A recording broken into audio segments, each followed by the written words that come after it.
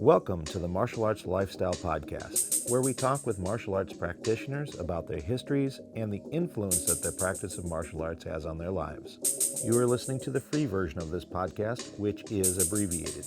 Help support this program by considering to subscribe to us on Patreon, where you will get 4 full-length podcasts each month, 1 week before the YouTube release date. The cost is that of about 1 coffee shop coffee per month. Go to www.patreon.com/malmag to subscribe. That is www.patreon.com/malmag.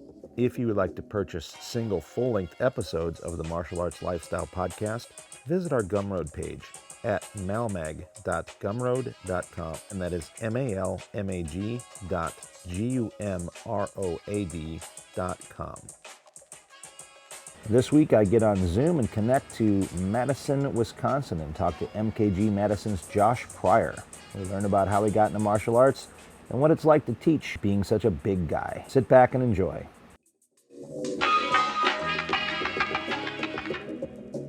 Style podcast, and today I've got a guest here on Zoom all the way from Wisconsin, and really interesting fellow that I met on social media a while back, then met in person, fortunately, at the Inosanto Academy not long ago. Another gentle giant and another just awesome person from the MKG family, which I think is being redundant if you say awesome person from MKG, because it just seems like, you know, that group just puts out just great people. I don't think I've ever met a person from there that I say I didn't like. But anyway, this is Josh Pryor. Thank you for having me. I appreciate it. This is an honor. I'm excited. Yeah, me too. You're one of the few guys that I made a dos manos for, like a big one like me that actually, you know, it fits. Everyone else, it looks like a tree trunk, but for you, it looks like just a normal size stick. Yeah, I love that thing because there wasn't any big sticks like that actually fit my hands. They're all either like, you know, too small, or even though they're bigger than normal sticks, but that one was it was solid. I love it. I love showing it off at the gym. People kind of go like, "Oh, wow, that's the biggest stick I think I've ever seen." That's awesome. Well, I look forward to this conversation because I think the nice thing is that you and I have a lot of things that we can kind of relate to, being big guys. We're definitely larger than the normal or average, and even like significantly larger than the average guy stepping into, you know, martial art training and teaching and that sort of thing. So I think there'll be some really interesting stuff here. But why don't we start about how you got involved in martial arts? Well, it's kind of like everybody else, and then it takes a veer off. When I was a kid, I did, you know, traditional martial arts for a little bit, you know, with the gi and the whole 9 yards. But I have no idea about one time, and I don't remember it. It's just, you know, memories of memories. They wanted me to break boards. For some reason, I didn't want to in my head. I don't know what it was. I was like 7 years old, and I didn't want to, so I cried, and then I quit and played t-ball. Wow. Yeah, I don't know what it was. Do you remember how old you were?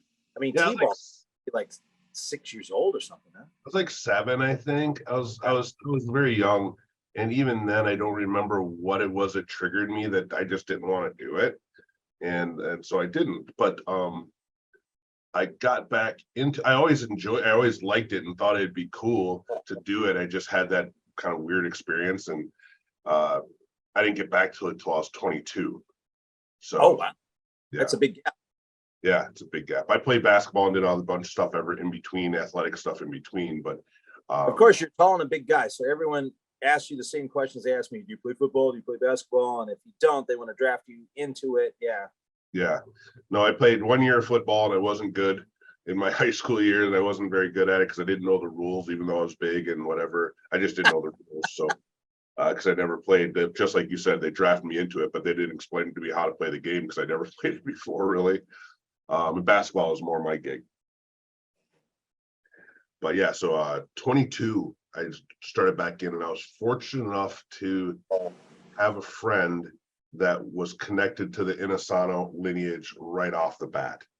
So since I've been doing martial arts as an adult, it's all been through that filter. Oh, wow. I didn't get like a real traditional martial arts background like a lot of people do, and then they find their way to either MKG or the Inosanto Academy or something like that. I just had a connection, and I didn't really know what it was at first. But looking back, I'm very fortunate that I had that connection right off the bat. So Yeah, it's interesting. There are a lot of people that definitely come into this with very high ranking backgrounds and other things. And, there's a lot of discussions about pluses and minuses involved with that. Do you see any advantage you had for not having that sort of traditional background and getting right into the more eclectic, I guess is the best way to say what we do? I mean, even though something like, they say, oh, we're non-traditional, but I dare you to step into a master Thai boxing thing and say, oh, there's no tradition here. I'm like, are you out of your mind? This is actually about as strict as any Shotokan class I've ever seen, Right, standing in line and chopping and keeping your hands up for 20 minutes or whatever, you're longer. Exactly. Yeah, so I say I was fortunate because it just fit me well, I guess. I got to do a lot of things, and I was a little scatterbrained, so I got to do a lot of things. Looking back, I think it would have benefited me to do something more, on the mainstream traditional. When I say mainstream, Taekwondo or karate or something like that, right, that kids in, because it helped with discipline and helped with just focus and stuff. As you know, with JKD guys, we have so many things, we kind of bounce around a little bit. And so the focus isn't really always there. I'm always, oh, that's cool. That's cool. So I think that would have helped, but I don't know if I would have had an opportunity to trade it and switch. I don't know that I would, because it just made me who I am. And I like where we're at now. So, but I think the benefit was it exposed me to a lot of things without any kind of barriers. It's like, oh, this is cool, this is cool, this is cool. And even looking back, some of the more traditional stuff, this is what we do. And you're really good at it. You don't get exposed to too much until a little later. That's been at least looking at it from outside in is what I see. So I'm thankful that I got to get exposed to a lot of things early. Wow. Yeah. So 22 is kind of an interesting age. You're getting out in the world, discovering yourself in that. So what took you to back to martial arts at that point? Well, for me, so 22 is funny because for me, I was already married for 3 years and had a kid on the way. Oh, wow. Yeah. So you're adulting big time. Yeah. No, my wife and I, we got married when we were 19 years old. And then, well, I want to say congratulations, first of all. In today's day and age, you guys are still married. This is really a hell of a thing. And, thank you. Plus both of you, you're both wonderful people. No, well, I appreciate that. Thank you. We'll be 29 years next week. So it's pretty. Congratulations early. Yeah. So, I mean, we had a little one on the way. I always wanted to do it. I just didn't find a place that I guess I didn't look very hard, but I kind of fell into this one, and it was like, oh, this is it. So it was a friend of mine that I met through a church I went to, and we had a friendship, and I realized, I do martial arts, and I'm like, okay, well, let's do, that's cool. I think that would be awesome. Let me see. And then I ended up in his driveway, at his house, and we were doing Heaven 6 right away. And he actually had me on barrels, like trying to balance on barrels in his driveway, the on their sides, doing Heaven 6 like the first day. And I just thought this was just amazing, just like a really good coordination challenge. And it was with a friend and somebody that I really cared about, and he's exposing me to this thing that he really cared about. So to me, it's connections that do it, and that was a pretty deep connection that we created. So it was really neat, and I don't know that I was looking particularly for it, but having a friend that had something cool and he was sharing with me, and I ended up just falling in love with it.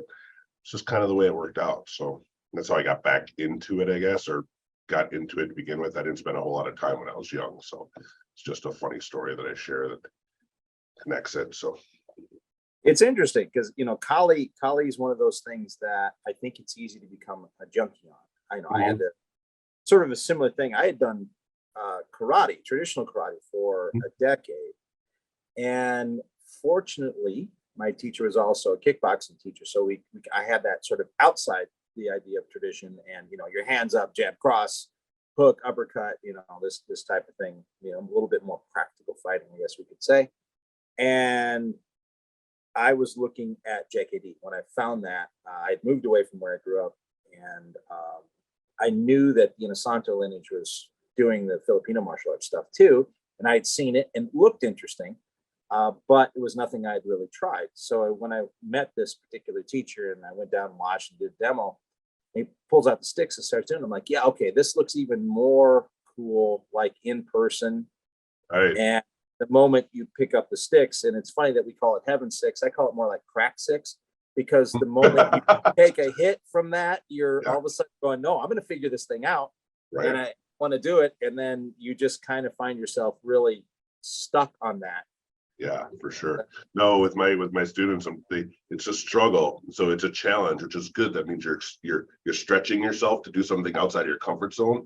And but once you get it, like just having six, it's kind of something you do without thinking about it. You're just sitting at a stoplight and you're just kind of moving your hands a little bit or whatever. At least I do. Maybe I'm the weirdo, but I think a lot of people do it too. So.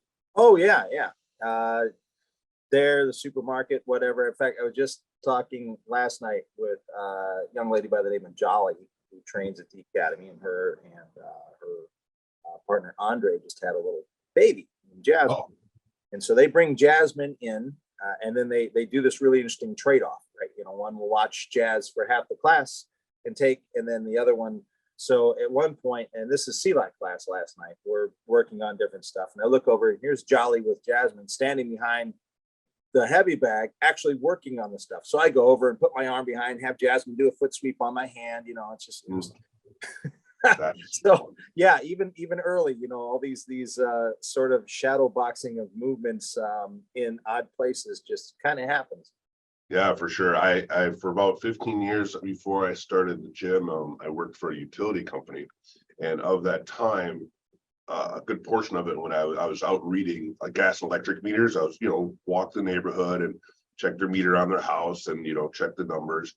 And been several times where I've been stopped by police officer for weird behaviors because I'm out there.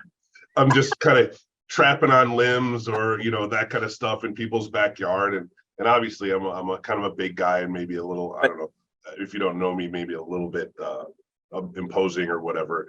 And so having somebody wander through your backyard randomly, trapping on a limb or something like that. Yeah, I had to be like, yeah, I get why you would call somebody. That seems kind of weird, but I'm just reading your meter, and I just happen to also not be able to sit still with my hands and stuff. I'm always thinking about, different things. So yeah.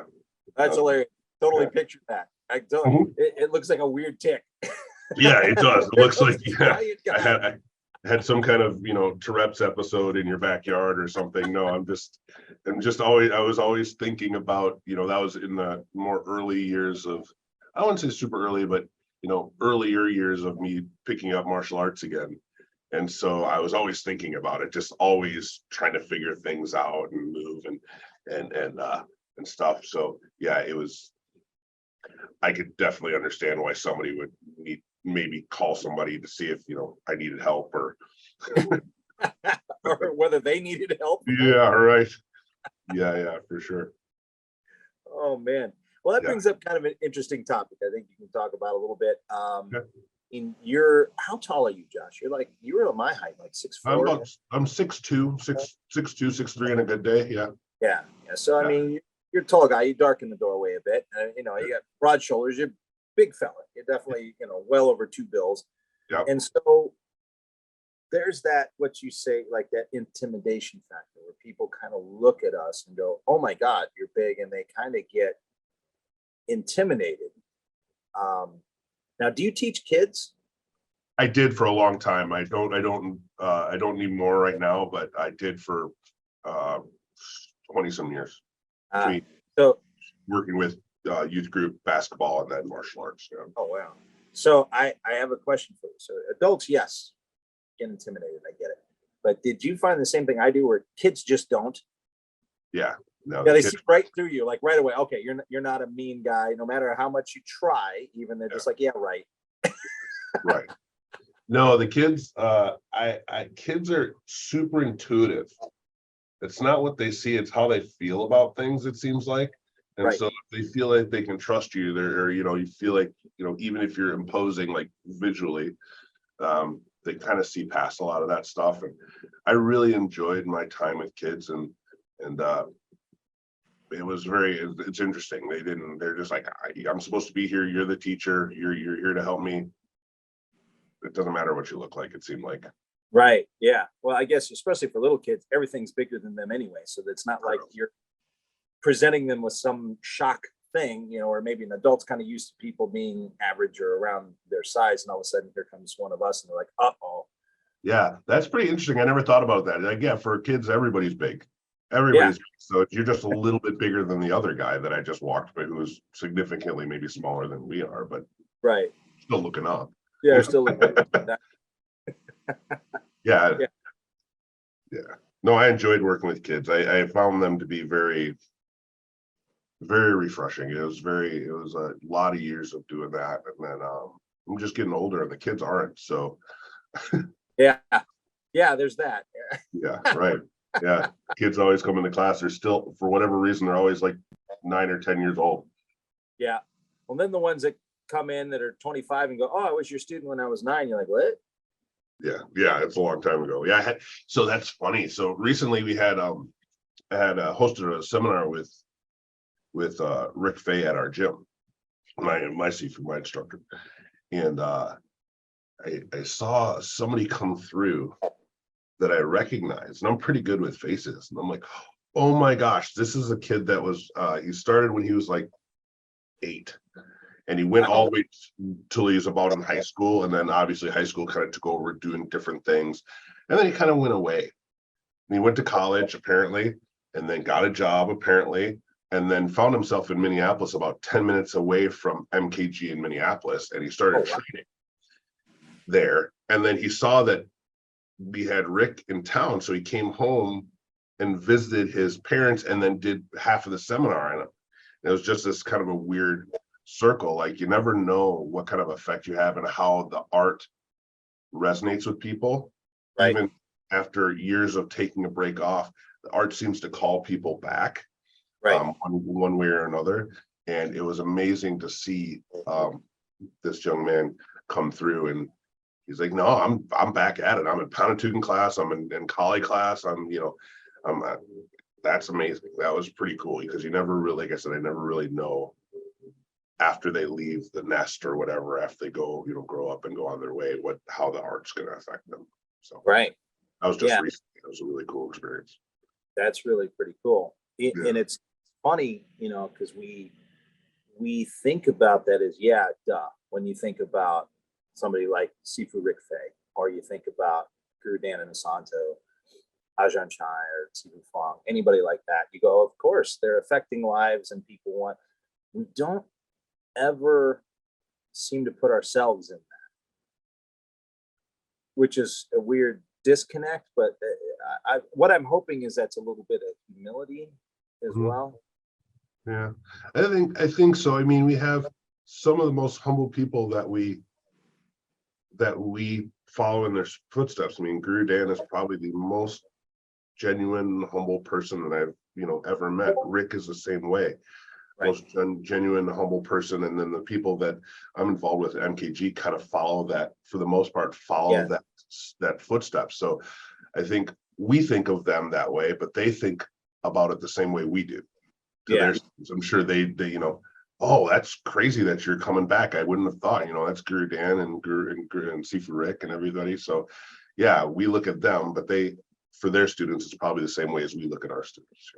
Oh yeah, I've had Guro Dan say it to me before, just when he's going out to train somewhere, and I've been fortunate enough to go with him. We're just sitting in the car, and he'll say, I'm going such and such a place this weekend. He goes, you think anybody will want to come out and train with me still? And I'm looking at him like, yeah, I think there might be a few.